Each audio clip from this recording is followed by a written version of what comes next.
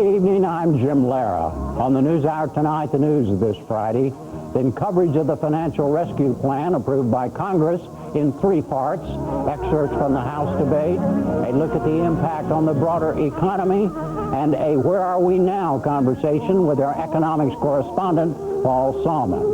Followed by a post-vice presidential debate report on the presidential campaign, the analysis of Mark Shields and David Brooks, and the poetry by Lawson Inada, the poet laureate of Oregon. Major funding for the NewsHour with Jim Lehrer is provided by... The world is changing, and how we use energy today cannot be how we use it tomorrow. There is no one solution. It's not simply more oil, more renewables, or being more efficient. It's all of it. Our way of life depends on developing all forms of energy and to use less of it. It's time to put our differences aside. Will you be part of the solution? Chevron, human energy. Pacific Life. Vestas. The Atlantic Philanthropies. And with the ongoing support of these institutions and foundations. And this program was made possible by the Corporation for Public Broadcasting and by contributions to your PBS station from viewers like you. Thank you. The financial rescue plan won final approval today in Congress. The U.S. House reversed itself from earlier this week and adopted a revised version. The $700 billion measure passed easily, 263 to 171. President Bush quickly signed the bill. He said lawmakers acted boldly in the face of public doubts. I know some Americans have concerns about this legislation, especially about the government's role in the bill's cost. As a strong supporter of free enterprise, I believe government intervention should occur only when necessary. In this situation, action is clearly necessary. Today's vote marked a dramatic change from Monday when an earlier version failed in the House. The chairman of the committee that oversees banks, Democrat Barney Frank, said events this week turned things around. I do believe that the major impact that changed votes was economic reality. Not as we've said, it wasn't really the stock market, it was the credit market. It was people being told that states like Massachusetts and California couldn't roll over notes, that construction sites were being shut down, that automobile loans were being stuck. I think it was reality that had the major impact in changing the votes. And in all, 33 Democrats and 25 Republicans switched their votes today from no to yes. Later, Treasury Secretary Paulson promised to get moving on buying bad debts from banks. He would not say how soon that will happen. We'll have more on the story right after the news summary. The House vote came hours after word that job losses last month were worse than expected. The Labor Department announced employers cut 159,000 positions in September, the most in 5 years. The economy has lost jobs 9 months in a row, for a total of 760,000 so far this year. At a congressional hearing today, the head of the Bureau of Labor Statistics, Keith Hall, said the reductions are being felt across the labor market. We've seen job loss in construction with concentrated loss in construction of buildings. We've seen job loss in credit intermediation, in real estate, in automobile production and sales, and some financial activities as well.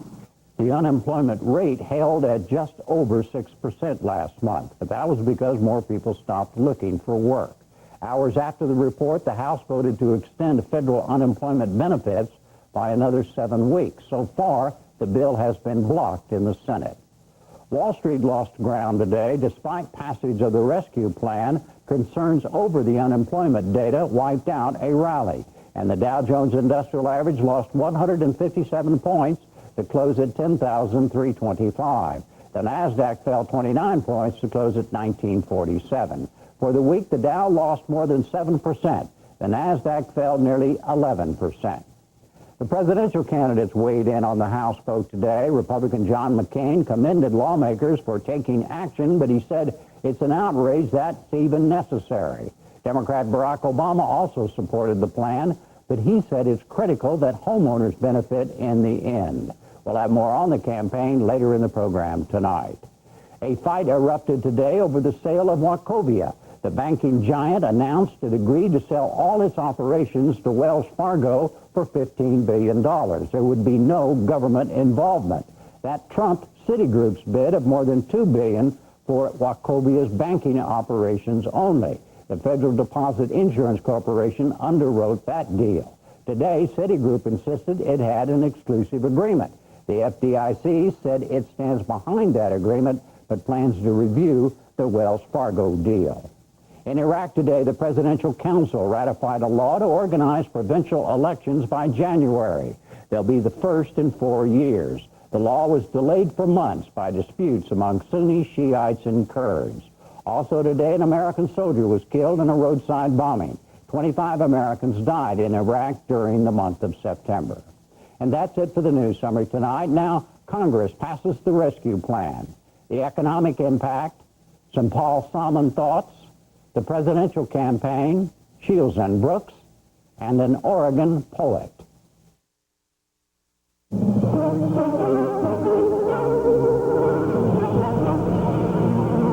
Now, the first of our 3 takes on the economic crisis tonight. NewsHour congressional correspondent Kwame Holman reports on today's final approval of the financial recovery plan.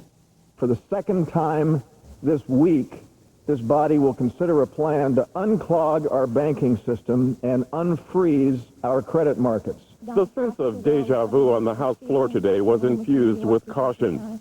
Supporters of the economic bailout bill knew that overconfidence contributed to the bill's shocking failure on Monday. Now, buttressed by a 3/4 majority vote for the bill in the Senate on Wednesday, members prepare to revote the bill that has as its centerpiece the unprecedented authorization for the U.S. Treasury to buy up to $700 billion worth of tainted mortgage-backed securities. Most of the no votes on Monday came from Republicans. Today, their leader, John Boehner of Ohio, said even passing the bill this time would not be a cure-all for a worsening economy. We're in the midst of a recession. It's going to be a rough ride, but it'll be a whole lot rougher ride if we don't pass this bill. But I will say to all of you, when this bill passes today, remember those words, in God we trust, because we're going to need his help. On the heels of the House's surprising rejection of the financial rescue plan Monday, U.S. markets deflated. Credit markets squeezed tighter, and the stock market temporarily lost $1.2 trillion in value. Over the next 4 days, those realities were not lost on members' constituents back home, nor on members themselves. Democrat Gerald Nadler's district includes Wall Street. Now we face a very real crisis. The credit markets are shutting down. People will not be able to get car loans, loans for store inventories. There will be thousands of bank failures, millions of job losses. This is the only bill that can be agreed upon now. We're not sure this bill will solve the crisis, but it might. More than 220 Republicans and Democrats voted no on Monday to leave the bailout 12 votes short of passage.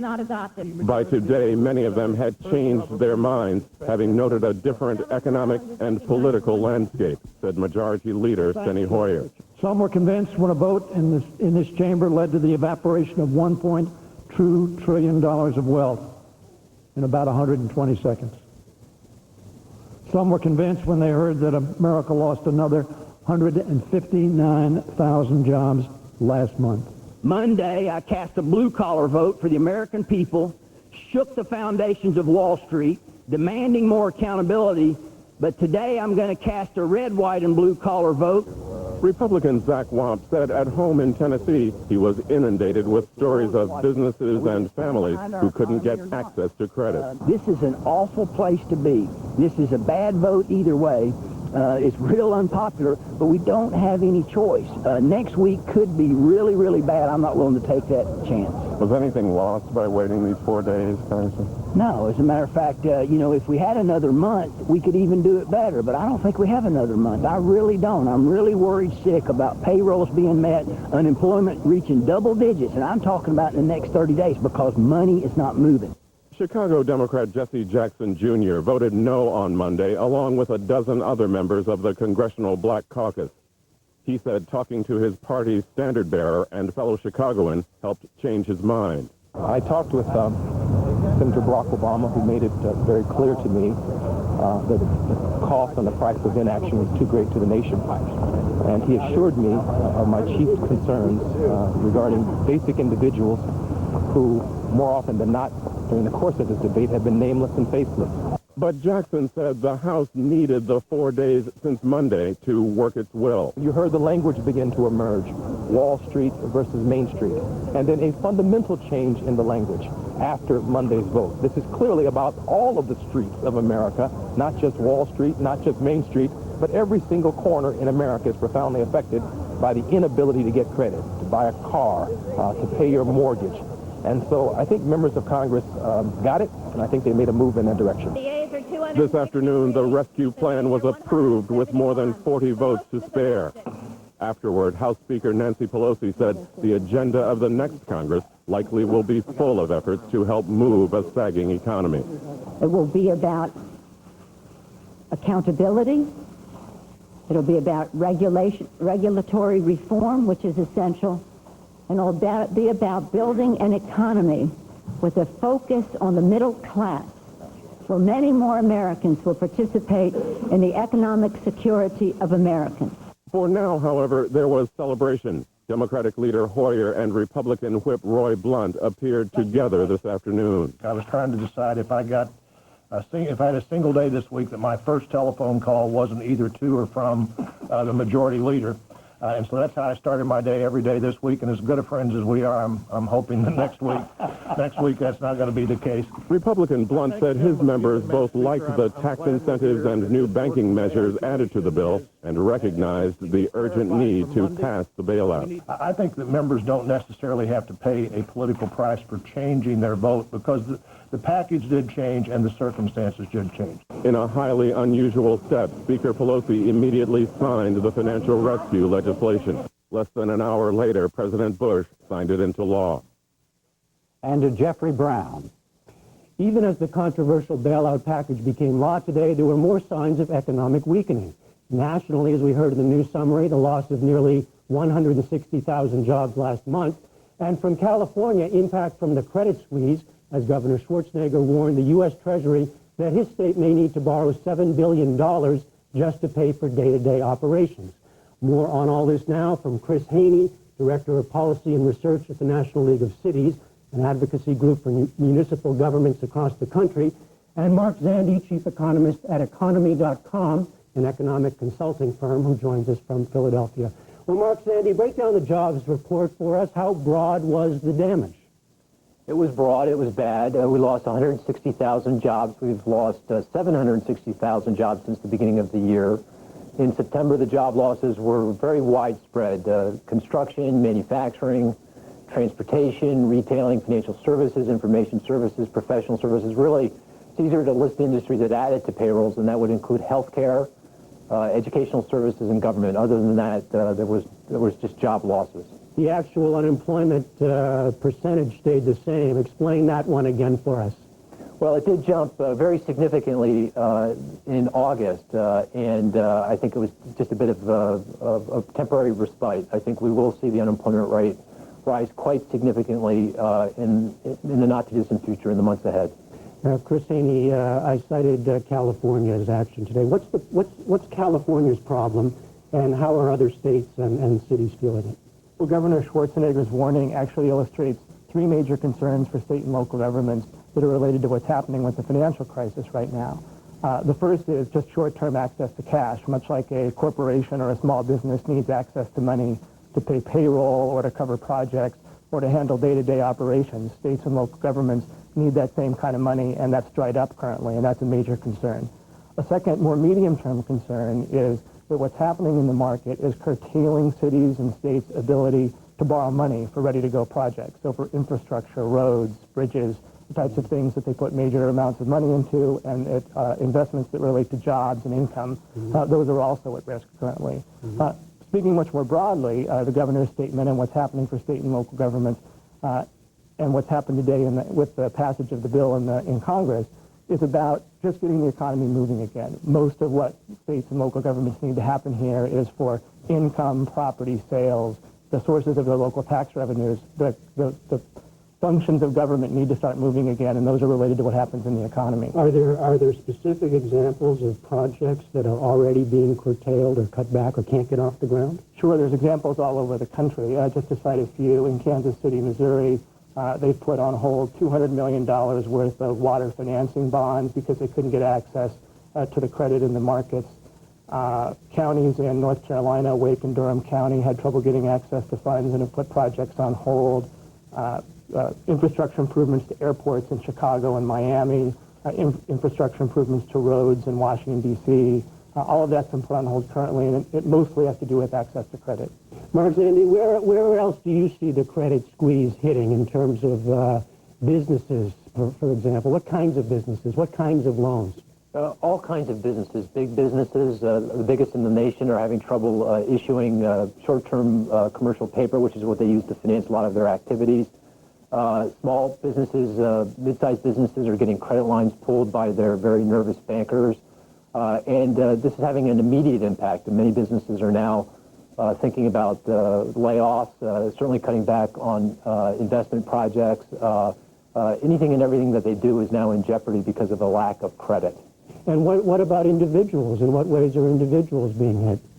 And of course, individuals are getting hit hard as well. If you don't have a pristine credit score, then it's very difficult, if not impossible, to get any kind of loan, certainly a mortgage loan, vehicle loan, even student loans.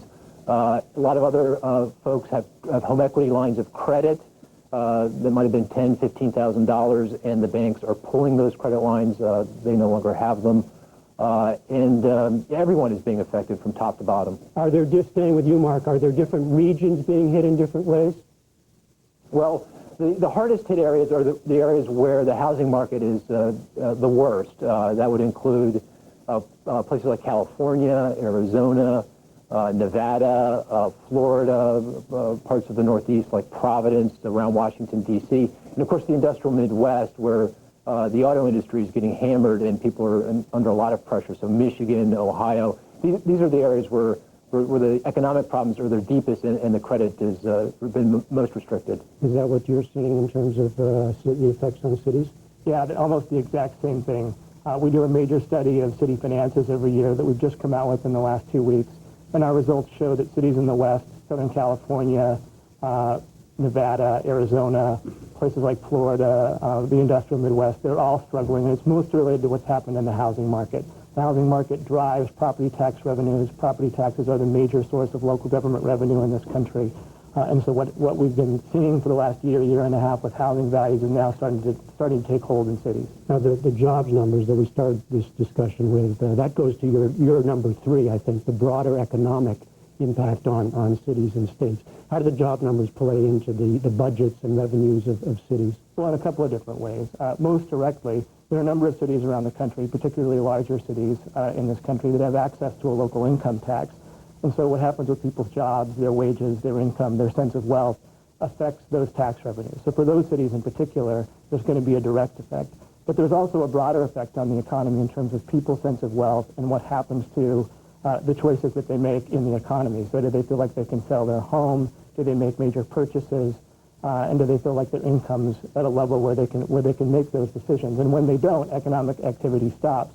And the sources of revenue, sales taxes, property taxes, income taxes, all go down at the same time. And Mark Zandi, that sense of confidence, of well-being, no doubt goes to retailers, and as we look forward to, look ahead to the end of the year, Christmas season and all. Yeah, the other major fallout from this financial panic is it's a body blow to confidence.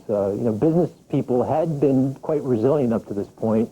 They'd come into this in pretty good financial shape, and, they were laying off some workers, but nothing like we'd seen in past recessions. But, I think with what they are suffering through now, I think they're going to pull back, and we're going to see very significant layoffs and cuts in investment. And for households, I think this crystallizes in their minds that they are worth a lot less than they were a year ago, and they will be worth a lot less for a long time to come. And when you believe that, you change your behavior. You stop doing lots of the things that you were doing before, and of course that's a big hit to the economy. So this hit to confidence, I think, is very serious, and why we're going to have significant economic problems well into next year. And you're expecting, Chris Haney, that other cities and states like California will be coming to the federal government for potential help? Yeah, I think as we talk about going into next year, we talk about the potential for stimulus packages coming out of the federal government. Aid to states, aid to local governments will have to be a part of that equation. I think we also have to recognize that what's happening in the economy now is likely to play out over the next 2 to 3 years in cities. There's always a bit of a lag for states and local governments in terms of what happens in the economy and when it takes effect in their revenues. What we're seeing today is why is that exactly? Well, for cities in particular, it's about property taxes. And so the assessments that you pay on the value of your property, those are typically 1 to 2 years behind what's actually happening in the market. So the property tax collections that we're seeing today were based on what we were seeing, what was actually happening with markets in the summer of 2007, for instance. So if you think about what's happening with financial conditions nationally today, that's going to be playing out in 2009, 2010, and the extent that the economy continues to struggle, maybe even longer. So it's going to be some tough sledding for cities and states for the next couple of years. All right, Chris Haney and Mark Zandi, thank you both very much. Thank you. And now to an end of another wild week, where are we now conversation with our economics correspondent, Paul Salmon. Paul, you recently on the program did a piece on the breakdown of trust. You were talking about credit, what credit means. Is that what we're seeing now? Yeah, I've been saying that on this program every time we've had a crisis back into the savings and loan era. Credit, from the Latin credere, to repeat myself yet again, credibility. That's what confidence is. That's what an economy is based on. I trust you to pay me back if I lend you money. Same for you to me. Same for every bank to every other bank. The individuals, the banks, the cities we just heard about, all asking for a loan. Well, just think if it's an economy that runs purely on cash. I mean, you have to trust the other person, and that's what's vanishing here. We've heard a lot about LIBOR, the London interbank rate. That's how much banks charge each other in Europe for overnight loans. That number has skyrocketed. How could a bank, exactly like the bank you're going to lend money to, not be the bank you're going to lend money to is exactly like yourself, sorry. How could it go bankrupt overnight? But that's what people are worried about. And that we heard earlier in the week about the TED spread. That's the Treasury to Euro dollar spread, TED. That's LIBOR, the London interbank rate, diverging from the risk-free Treasury rate because it's very risky, in banks' view, to lend money to each other. How much less trust could you have? So we are in the midst of this, but can we say how this happened, why this happened? I mean, markets are supposed to work.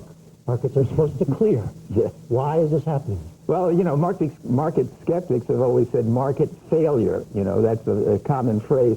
Free market fundamentalism does not work. I talked to Bob Glauber, who ran the Resolution Trust this morning, and he's a finance professor, a regulator. He characterized himself as deeply depressed. Deeply depressed, why? Because what he believes in, markets clearing, markets working, markets managing by themselves, doesn't seem to work. And it's sort of a repudiation, I use that word with him, repudiation of what a guy like him and thousands of others like him have been teaching all these years. So in the midst of, is a way of looking at what's happening in Washington and Wall Street this week, it's in the midst of this kind of a breakdown that we're rethinking how markets work, and I guess how governments' role in the markets work. Yeah, I mean, we're rethinking it every minute, every moment. We're rethinking it after the bailout passed today. Lehman Brothers, don't bail out Lehman Brothers. Let the market punish the malefactors, the guys who took too much risk. And then after Lehman Brothers went down, suddenly markets seized up even more, credit markets in particular. And then people began to wonder, gee, maybe we should have bailed out Lehman Brothers. Right afterwards, we bailed out the biggest insurer, AIG. I mean, we nationalized an insurance company in this country. So so yes, we're making it up as we go along. We're rethinking it as we go along every minute. And, you know, I hope it's over. I wish it were over. So do we all, but there's no indication that it is. You know, the most extraordinary thing, I guess, is I was watching the bailout package as it went through the last couple of weeks, and we saw it again just now in Kwame's piece. Yeah. The people who back it, I mean the supporters, they don't like it. They don't like any part of it. They're bad-mouthing it as they go to vote for it. Well, yeah, I mean, you saw Nadler even saying this is a bad package, but it's the best we got. Look, you're nationalizing banks. You're nationalizing insurance companies. You're bailing out lenders instead of borrowers. You're going down a socialist path. I mean, what is socialism if it isn't more government involvement in the economy? What's to like from the point of view of somebody who believes in markets? And so, of course, everybody sort of backs off, and constituents are angry, and so they don't want to, you know, go in whole hog. But as the member after member said, what else do you do at this point? Paul Krugman, the liberal columnist in the Times today, said, it's a stinker, he said, characterizing this bailout, but we better do it. So in terms of what comes next, I guess maybe the question is what questions are still out there? What as we look forward, what do we watch for next? Well, how much do we become a socialized economy? I mean, say the United States is maybe 30% of our economy is government, more or less. Denmark, 60%. Are we Scandinavianizing the American economy, and to what extent and how fast? And then, of course, the scarier question yet, which is, will it work? I mean, can you do that in an economy like this? Can you do that in a world economy? In the 1990s, Sweden nationalized its banks, not for a very long time, reprivatized them, made money on the deal. But here we're talking about insurance companies, hedge funds. Yeah, they have to go in and figure out, look at all those bad loans and see if they're really it's the bad loans, but it's also, suppose people aren't holding the bad loans, but they're bankrupt, or they're going to be bankrupt. Ford, General Motors. I mean, I don't mean to scare people. I have no idea what's going to happen. Unfortunately, nobody else does either. But it's the government is known as the lender of last resort, or the Fed is. Last resort. I mean, and that's what we're doing. Now, government can do that. Government has the infinite ability to do that. And our government is doing it, and it's a very good thing that our government can mobilize and do it as opposed to be paralyzed like Japan was, say, in the 90s. But it's a huge, huge change, yeah? And you can understand why it would be controversial. All right. Paul Solomon, thanks again.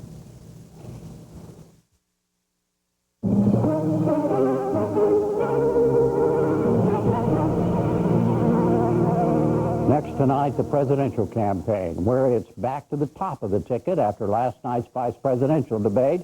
Judy Woodruff reports. Barack Obama and John McCain resumed their places at the center of the presidential campaign today, hours after their running mates met for their first and only debate in St. Louis. I was so proud of Joe.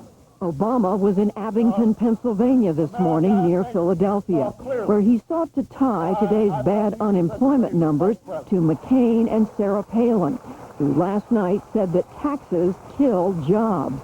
I wonder if she turned on the news this morning, because it was just reported that America has experienced its 9th straight month of job loss. 9 straight months.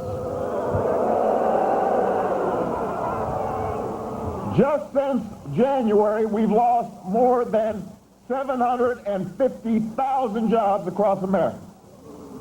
7,000 in Pennsylvania alone. This is the economy that John McCain said just 2 weeks ago was fundamentally strong. This is the economy that my opponent said made great progress under the policies of George W. Bush. And those are the economic policies that he proposes to continue another 4 years. So, when Senator McCain and his running mate talk about job killing, that's something they know a thing or two about. because the policies they supported and are supporting are killing jobs in America every single day. And Abington, I am here to tell you that we can't afford 4 more years of this. Enough is enough.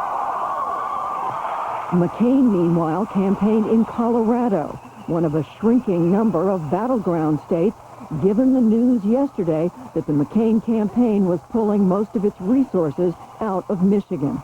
He, too, addressed the unemployment news at a town hall in Pueblo. And one of the ways that we're going to get our economy going, because it's all about jobs, our economic future, it's all about jobs. There was a jobs report that came out today that's terrible news for America. I have to give you straight talk, my friends. I can't give you rosy scenarios. We're in a tough fight to get our economy back. But I can also tell you that energy, it will be a creator of millions of jobs here in Colorado and around America. And we have to stop. And we have to eliminate our dependence on foreign oil. We're sending $700 billion of your money overseas to countries that don't like us very much, and some of that money ends up in the hands of terrorist organizations. We will eliminate our dependence on foreign oil, and one of them is, and one of those solutions is, my friend, is clean coal technology. Coal is going to be a primary means of eliminating our dependence. We are sitting on the world's largest reserves of coal. Clean coal technology can be done. We have to invest in it. Here in Colorado, some 80% of your energy is generated by coal. There's 9 coal mines in the state of Colorado. There are 9 coal mines here, and it provides jobs. Now, we can develop the clean coal technology. Also, like Obama, McCain talked up the debate performance of his running mate. How about Sarah Palin last night, huh? How about her, huh? How about the job she did, huh? Biden and Palin were meeting for the first time when they stepped on stage last night.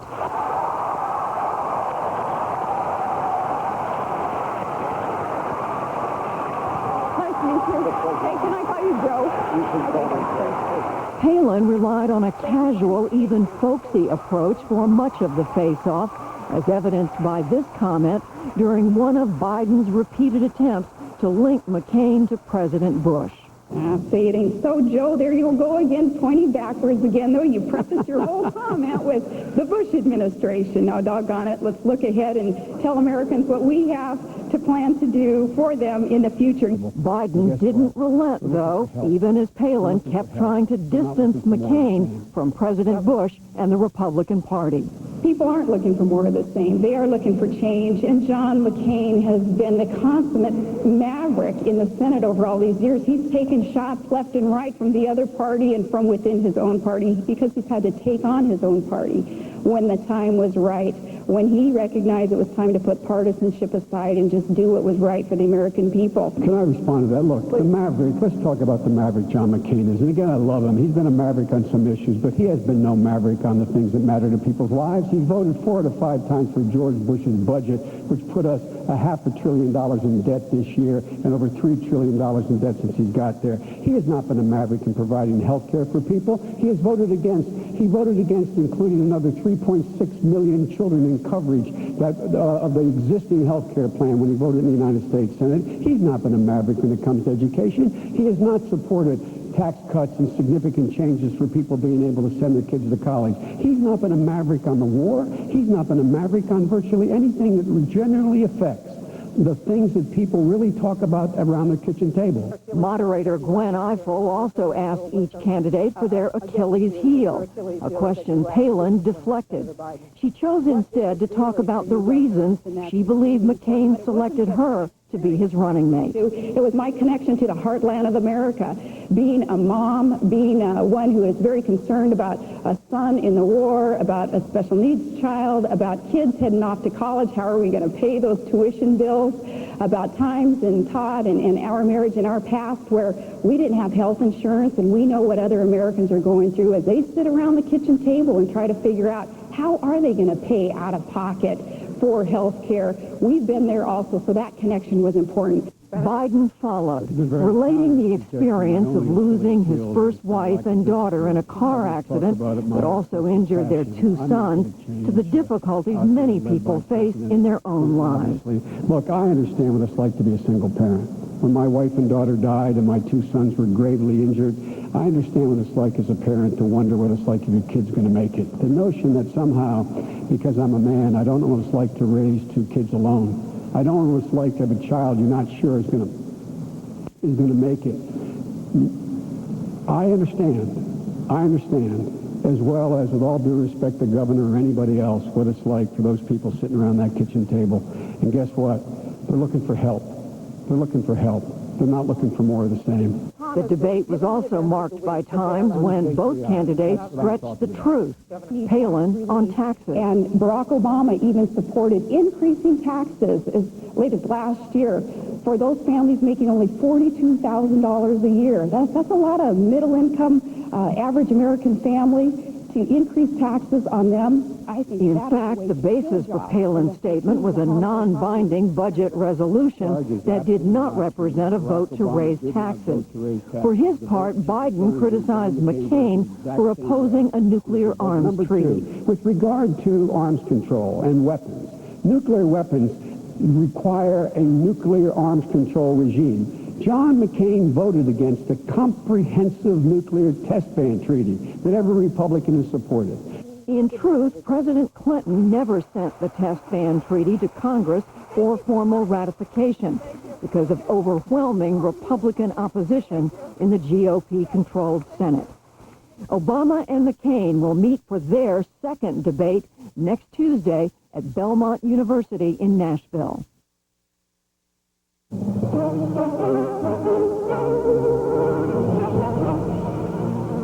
And to the analysis of Shields and Brooks, syndicated columnist Mark Shields, New York Times columnist David Brooks. The conventional wisdom today is that Sarah Palin survived and the race goes on. You have any dispute with that 24 hours later? No. I mean, if you look at the strategies that each set out to achieve, I thought they both achieved their strategies. Biden and Obama are ahead, so he was sober and serious, didn't take any risk, but was very good. She was behind. She's got to prove she's different than Bush, different than Washington. She achieved that strategy. They both did fine, didn't change the race. Didn't change the race, Mark. No, didn't change the race, Jim. I think she saved her career in this sense that there'll be no more conversation or speculation about whether the ticket ought to be changed or anything of the sort. I do think with the decision announced that she will not do any other interviews, that it really means that she's... That's been modified slightly late today. Oh, what? To say that she may do a lot more interviews. Okay, well... But, yeah. Well, I mean, it just... Sure, it limits her utility and value. I mean, you want your presidential and vice presidential candidates to be able to go on free media interviews to get their message out. I think, based upon her performance last night, which I think certainly believes an awful lot of Republicans, that her concentration will be in red states. Right. Yeah. And so let's talk about the race. Where does it stand now? The Palin-Biden debate is over. So where are we? Well, it's for sure. Where people know who the two main candidates are. Obama, I'd say, has a 7-point lead, which is a significant lead. It's very hard to see how that's going to change, frankly. It could change in the last couple of weeks. Something could happen. But the fundamentals were always powerfully in favor of the Democrats. We have an economic crisis, which makes that even more powerful. I've always thought people would move in the last 2 weeks. My model for this election has always been 1980, where people want to vote for change. They need something to say it's okay, it's okay. And in the last 2 weeks, they would make that call. They seem to have made it earlier. And so Obama's opened up a wide lead. As Judy reported, McCain's out of Michigan. He's not going to campaign heavily there. If you look at a lot of the other battleground states, he's not doing much better in Pennsylvania, even Ohio, tightening up in Florida. So there's a whole tide, and it's a tide against McCain. He's thrown a lot of long Hail Mary passes. Some of them have paid off, some haven't. It's hard to see what else he does. Mark, what is your reading on Michigan? Michigan that was considered in the last 24 hours amidst everything else a big deal when the decision was made to pull the McCain campaign essentially out of Michigan. Explain why that's so big. Republicans thought that Michigan was their best chance to take a state away that John Kerry had carried and Al Gore had carried for the following reasons. They had a Democratic governor of Michigan, Jennifer Granholm, who has great national appeal. She's quite unpopular in the state itself. The state has had great economic problems. They had a spectacular... That's the highest unemployment rate. 8.9%, yeah. that's right, before today. Yeah. It also had a spectacularly, egregiously outrageous mayor, African-American mayor of Detroit, Kwame Kilpatrick, who refused to leave office. And it was the home of Reagan Democrats in Macomb County. So they really thought there was a shot there. Plus, it's got some small-town values that hunters that they thought would have an appeal, that McCain and Palin would have an appeal to, rather than Biden and Obama. And that, David's right, that change is significant in the sense that it narrows the playing field for John McCain. I just went through the states, Jim. If you take Colorado, Virginia, North Carolina, Ohio, Florida, Nevada, Iowa, New Mexico, and Montana, all states where Obama is seriously challenging, in many he's leading at this point in polls. Every one of them is a red state. It's a Red state meaning that George W. Bush carried. And the only states where he is competing, challenging right now, throw in Montana as well to that list, is Pennsylvania, New Hampshire, which is 4 electoral votes, Wisconsin, Minnesota. They say now they're going to go into Maine. But I mean, you know, it's a narrow playing field. There's several scenarios by which Obama can get to 270 at this point. There's only one, probably, that McCain is drawing to an inside straight. And the only other thing I'd add to that's a poker exchange. It is a poker exchange for those of you who don't play poker, but he's sitting there with 4 cards that don't add up, and he needs one to make a straight, and they aren't of the same suit, so that's his only hope, is to get one of the 3 nines in the disc, or 4 nines in the deck. I just add that one thing. This race is far from over. I mean, 5 weeks ago, okay, just take 5 weeks ago, basically, no one had heard of Sarah Palin. All right? She's now a major national figure. 5 weeks ago, Lehman Brothers was a respected American institution. Wachovia is my bank. It doesn't exist anymore. You know, we've had. I thought Paul Solomon let it give him alone right now. Yeah, well, AIG, the world's biggest insurance company. I mean, we've had changes, upheavals. We have the Congress that doesn't want to vote on anything in the last 6 months before an election, going this week and voting, $700 billion for a bailout of Wall Street. Yeah. So to say that there aren't twists and turns remaining in this election, I think we're kidding ourselves. Well, I agree with that. One would, and especially this year, one would not say that we're going to have a straight line. This has been nonlinearity to the max. Nonetheless, I do think there are fundamentals. It's very hard to win the presidency 3 terms in a row for any party, no matter what the terms. The economy is what it is. These are pretty strong. And then one thing, Mark mentioned small-town values when talking about Michigan. You know, I think Sarah Palin did very fine last night by her own standards. But this has become, the Republican Party has become a small-town party, running against, as Sarah Palin did last night, against big cities, against the East Coast, to some extent against newspaper readers. I understand why they're doing it.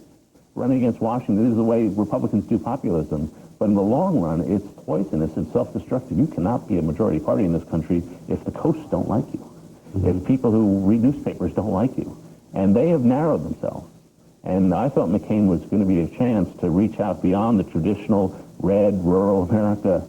And he's not taking that up. And Sarah Palin, short-term gain last night, but long-term turning people off. Let me ask you this. You are plugged in as a reporter to the McCain campaign. All the things that you just said and Mark just said, are they saying that internally? And if so, what Hail Marys, if any, are they thinking about? Well, or even open to? Yeah, I haven't. They who haven't told me about the Hail Marys to come. I do know they're realistic. I mean, they're professionals. They know what they're doing. And I do know they have a sense this has been thrust upon them, that the kind of campaign they wanted to run, they were not allowed to run. And they would blame the media with some justice, but not total justice. And that they feel that they've been thrust to run a campaign they didn't want to run.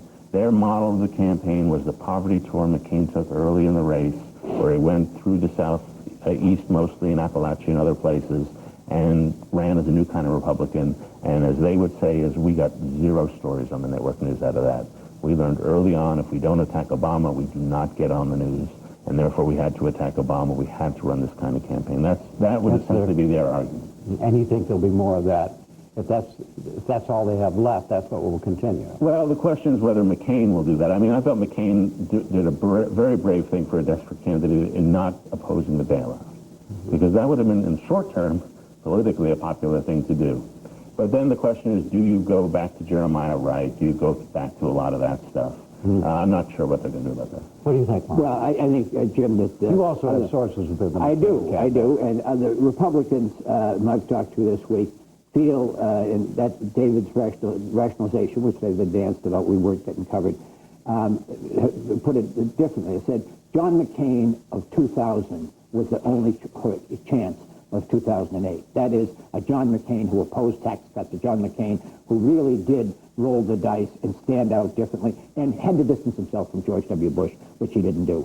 His one thing on the debate I think we should mention, Joe Biden probably made a better case for Barack Obama on the economy and on the Democrats' position on the economy than Barack Obama did at the University of Mississippi last week. I don't think there's any question about it. And he did. I think that people want to know about these things, the tactics. When we saw in Judy's piece, when Sarah Palin came on the stage and said, great to meet you, can I call you Joe, and you can call me Sarah. And he resisted that bait, because if he had called her Sarah, he would have immediately been accused of being dismissive and disparaging her. By her saying, can I call you Joe, she led the predicate to say, the line we heard later, say it ain't so, Joe. So, I mean, Joe Biden showed some discipline, more discipline, I think, than a lot of people give him credit for. John McCain's best chance at this point is the format at Nashville in the town meeting. He went that route to victory in 2000 in New Hampshire. He redeemed his campaign in 2008 with no money. He does them well, and the question is whether, in fact, he can shine in that. I mean, I think that's the best format he's got coming up. Yeah, in some ways, though, he couldn't have run that campaign. As much as we all love that campaign, he could relax and say whatever he wanted. You mean the 2000? The 2000 campaign. Now, because of technology, technology is supposed to create transparency. It does the exact opposite. There's cameras everywhere. There's phone cameras everywhere. There is no off-the-record moment. Every bad thing he might say is right on YouTube immediately or blogged about. It's a poisonous atmosphere for that kind of candid campaign. You cannot run that campaign anymore, I think mostly because of technology. And so he was hemmed in. He's been less happy. And then fundamentally, there's one issue I don't think he's settled in his own mind. He loves Barry Goldwater, very libertarian style of conservatism. He loves Teddy Roosevelt's more progressive style. He's never reconciled these two worldviews. So when it comes to the financial crisis, he doesn't know whether government's the enemy or government's the friend. And so he's in between. And that's the financial crisis. Do either one of them get any points for this, or are they just kind of a wash? I think they both do get points for coming back. I mean, you heard in Kwame's piece, Jesse Jackson Jr., the Congressional Black Caucus had voted against it overwhelmingly last Monday. They turned around, and a number of them, Barbara Lee, Jesse Jackson Jr., John Lewis, Elijah Cummings, Don Edwards, they said that they were doing so because Obama had asked them to do so. Right. John McCain stood up and tried hard with the Republican House caucus. He didn't make a lot of headway, but he didn't take the easy way out, which was the no vote. Okay. Thank you all very much.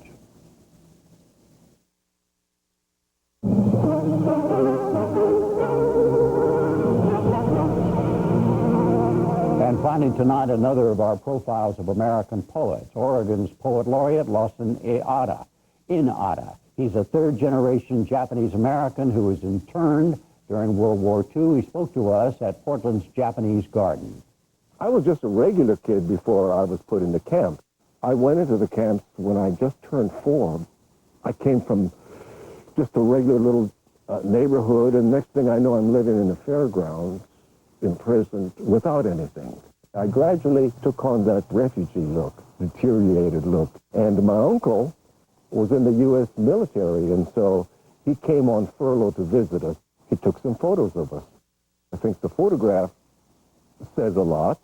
I love the way that just by accident, he was in the picture of me with his uniform on. You could see him in the shadow. It was very, very strange, very ironic that we would be imprisoned, whereas my uncle was free. He brought me a cowboy belt. In essence, he told me, You're not a prisoner or an internee. You're a cowboy. I wore that belt every day for about 3 or 4 years. The Japanese-American Historical Plaza here in Portland, the city just wanted to have this commemorate the former community. You have these short poems engraved on these stones, and the stones speak for themselves. It's like little voices, talking stones. I like the fact that, all right, I have words here, but I'm not reading to people. It just fits in, you know what I mean? People just go by here. A woman came by with a stroller, and she changed the baby on my poem. She changed the baby's diaper on my poem. I thought that was, now that's what you call useful poetry.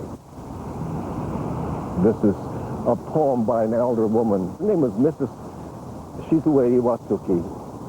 Rounded up in the sweltering yard, unable to endure any longer, standing in line, some collapsed. The camps happened just like that, and so people from here were shipped out to Idaho. Black smoke rolls across the blue sky.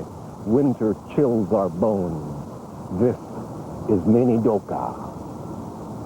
And Minidoka was the internment camp in Idaho. You see, it was like a prison, is what it was. So the soldiers would be up there with the rifles. There was no official welcome back. So people were just released from camp and came back, and there was a lot of animosity. Going home, feeling cheated, gripping my daughter's hand, I tell her we're leaving without emotion. Just trying to readjust to coming back home to Oregon. And it wasn't easy because everybody had to start.